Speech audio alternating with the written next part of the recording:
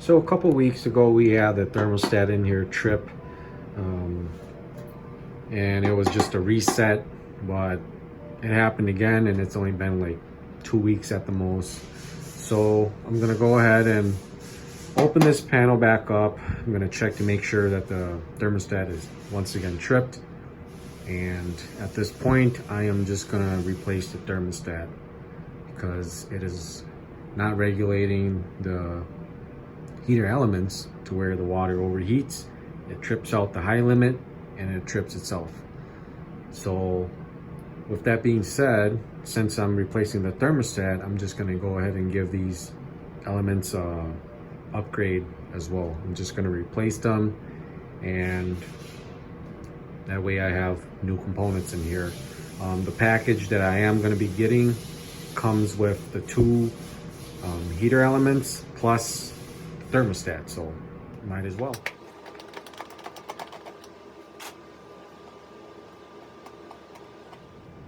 Alright guys, so I have the service panel opened. First thing I'm going to do is verify that I do have incoming power.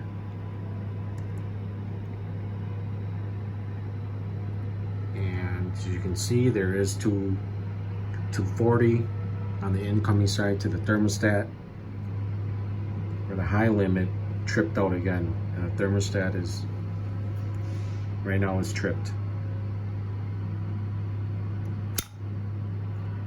You can hear that click, so it was tripped. So now I can hear that the heater element is going, and if I would check it right now,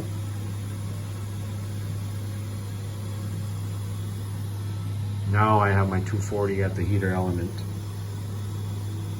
So that's the second time that it's done this within the time period of 2 weeks. I'm just gonna go ahead and replace this.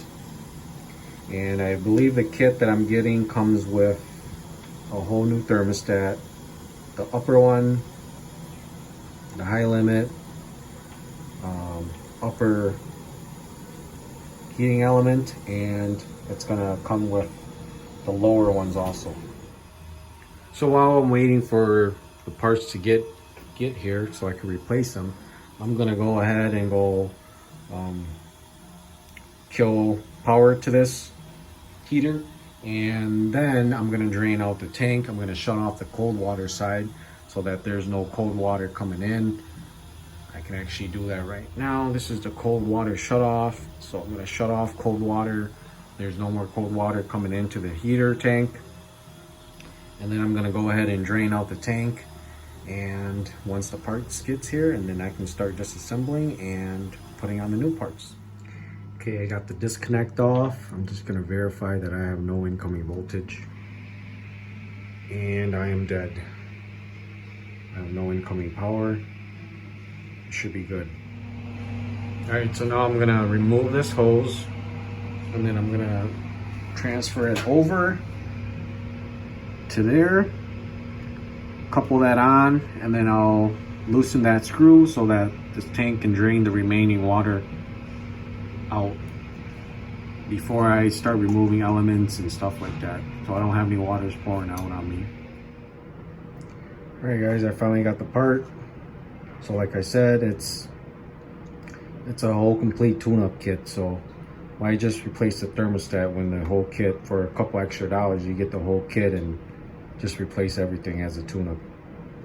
So I'm gonna go ahead, I'm gonna remove the thermostat unit first, and then I'll do the upper assembly. Once I'm done with that, then I'll move down to the lower assembly.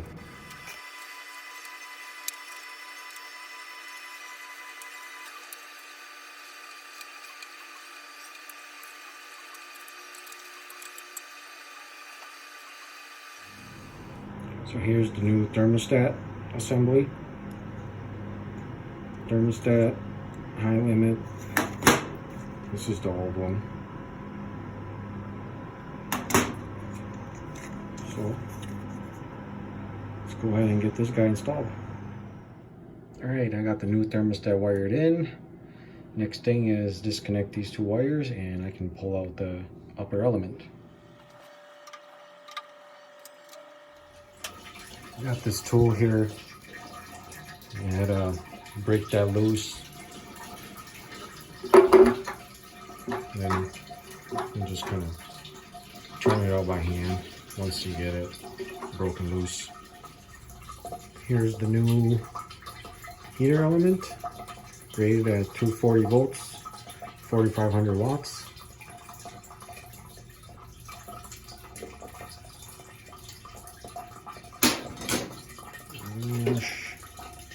Show you guys the old one. There's the old one.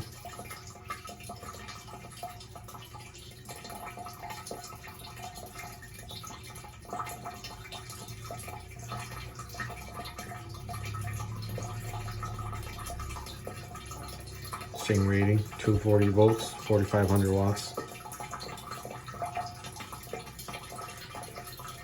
Yep, pretty nasty. Glad I decided to just change them out with the thermostat.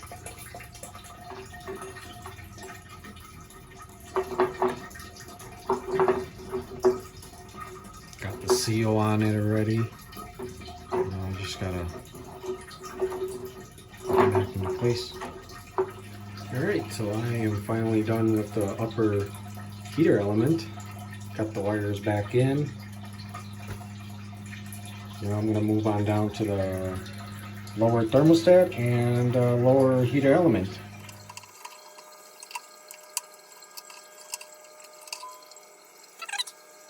Here's the new one. Pretty similar, 2 terminals.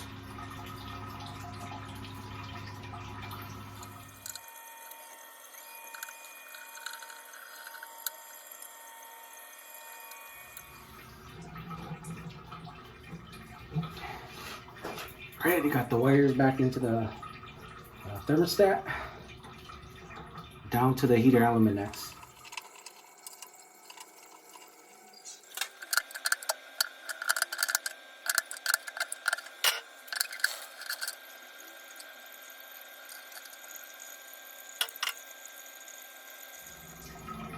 Okay, here's the new element for the lower one.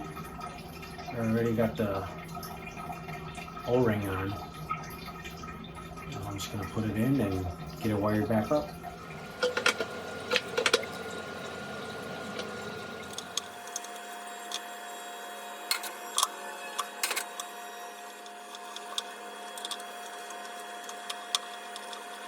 Alright, I got the lower element wired on.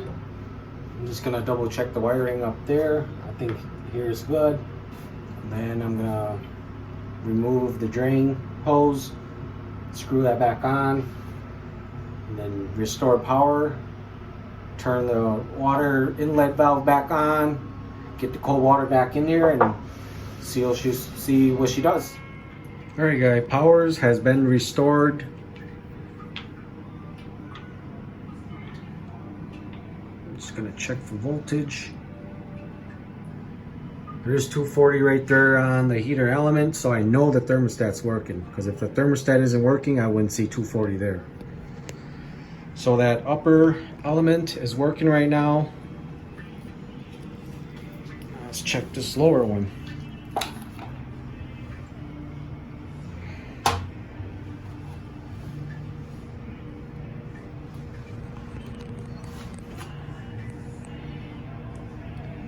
And for this lower one, when you go like that, you won't see 240 because it's using one of the leg only. So it parallels out on one of the leg, whereas the top one, it uses 2 of the legs, 120 each to get 240. This one uses the same leg, but it parallels out to each side. So if you see 0 like that, that means there's no difference of potential. If you go to ground, you should see 120 on each side. So like I said, now I'm gonna go from one side of the heater element to ground. And there's 120. I'm gonna go on the other side, and there's 120. Like I said, it shares the same leg. So when you go across from terminal, you're gonna see 0, which means there's no difference of potential. It's the same same difference. It's the same potential, so it doesn't have a difference. But if you go to ground, now there's a difference. You'll see 120 on each side. 120 on each side means that it has 240. It has the 240 volts.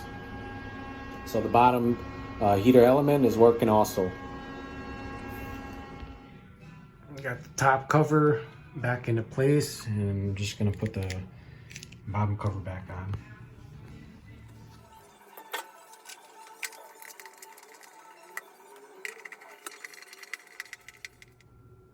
Okay, I got both service panels back on. I'm gonna let it sit for 20 minutes or so, and then I'll go check the sinks, make sure that we got hot water coming out.